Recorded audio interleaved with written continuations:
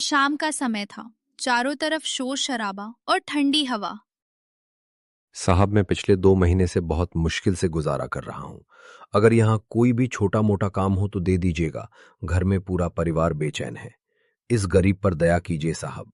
अरे तू पागल है क्या? यह पुलिस थाना है, कोई सब्जी मंडी नहीं कि तुझे यहाँ काम मिले। निकल इधर से, नहीं तो धक्के मार के निकालना पड़ेगा। रामू बहुत निराश हो गया था और ऊपर से कड़कती धूप।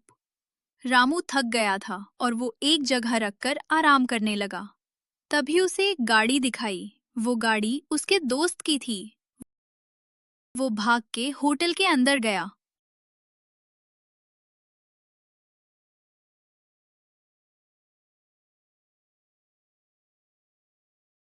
अरे विवेक, पहचाना मुझको? मैं रामू। तू तो खुद का होटल चलाता है यार। तेरे पास कोई काम हो तो मुझे रख लेना। तू कैसी बातें कर रहा है यार? तू मेरा बचपन का दोस्त है, मैं तुझे मना नहीं कर सकता। तू कल से ही नौकरी पर आ सकता है।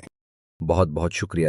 राम बहुत ही खुश था। एक गरीब को नौकरी मिलना इससे बड़ी खुशी की बात क्या है। वो घर जाकर ये सारी बातें अपनी बीवी और बेटी रीता को बताया। पूरे परिवार में खुशी का माहौल छा गया। अब रामू रोज समय पर काम पर जाने लगा। रामू का सपना था कि वो खुद का एक होटल खोल और वो अपने सपने को साकारने के लिए दिन रात मेहनत करता था। ऐसे ही समय बीतता गया और रामू को अब काम करते करते 5 साल हो गए थे। अरे जी, हम गरीब कितने भी पैसे जुटा ली पर खुद का होटल कभी खोल नहीं पाएंगे। ये सब तो बड़े बड़े लोगों की बस की बातें हैं। ऐसे ही रामू की बेटी रीता भी अब बड़ी हो गई थी। वो बहुत ही सुंदर और मेहनती थी। रीता का सपना था कि वो डॉक्टर बने। रीता कभी गलत चीज नहीं किया करती थी। रीता ने अब फैसला लिया कि वो डॉक्टर के एडमिशन के लिए उसके पिताजी को बोलेगी। शाम को रामू हारा थाका घर आता है। वो दोनों को ऐसा खड़ा हुआ देखकर चौंक जाता है। पिताजी, मैं ये बात आपको पहले ही बताने वाली थी, पर मेरे में हिम्मत नहीं आई। मेरा कॉलेज अब खत्म हो चुका है। मेरे सारे दोस्त अच्छी शिक्षा प्राप्त करने के लिए विदेश जा रहे हैं। मेरा भी सपना है कि मैं डॉक्टर बनूं और आप लोगों का नाम रोशन करूं। रीता, तुझे तो पता है ना, हम जैसे गरीब मुश्किल से 2 रोटी कमा पाते हैं।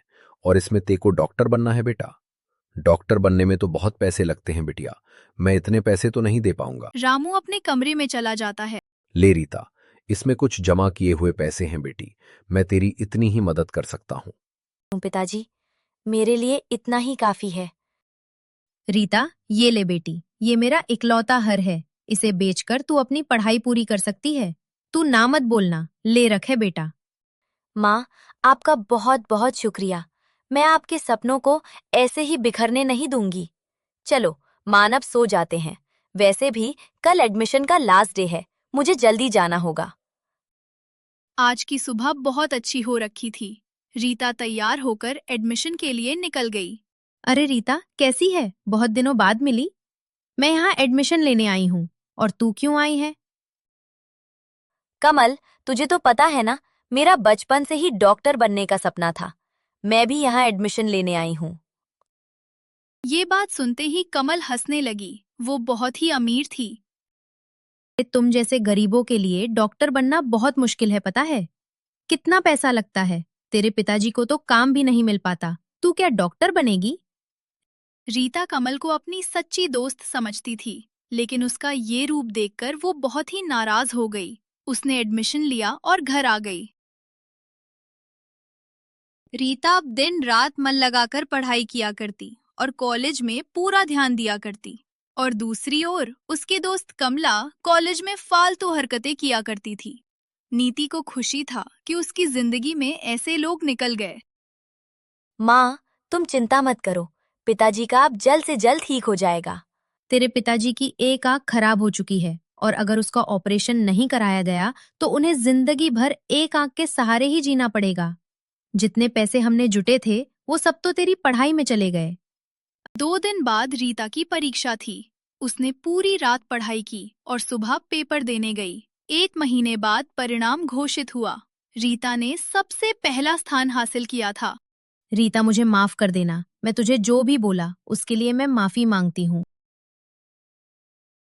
माँ, पिताजी, मेरे पास आप दोनों के लिए एक उपहार है, ये लो।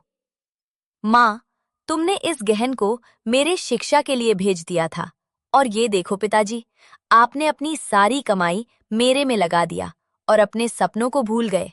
ये रहा रेनू और रामू बहुत खुश हो गए थे और दोनों को रीता पर बहुत गर्व था। अब सारे रिश्तेदार का मुंह बंद हो गया था। रीता ने अपनी मेहनत से सबका मुंह बंद कर दिया। ऐसे ही कुछ वर्षों बाद रीता के लिए एक बहुत ही अच्छा रिश्ता आया। सूरज बहुत ही मेहनती और साफ दिल का था। वो एक डॉक्टर था। रीता की शादी अब हो चुकी थी और रीता की जिंदगी अब बदल चुकी थी। बड़ा घर, अच्छे कपड़े और नई जगह घूमने जाना। रीता ने गरीबों के लिए एक अस्पताल खोली जिसमें मुफ्त में इलाज होते थे। उसे पता था कि गरीबों का दुख क्या होता है। सभी लोग रीता को दुआ देकर जाया करते।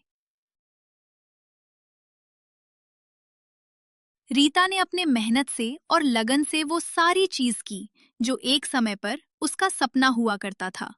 दोस्तों, अगर आप मेहनत से काम करें और लोगों की बातों पर ध्यान ना दें, तो आप हर ऊंचाई छू सकते हैं।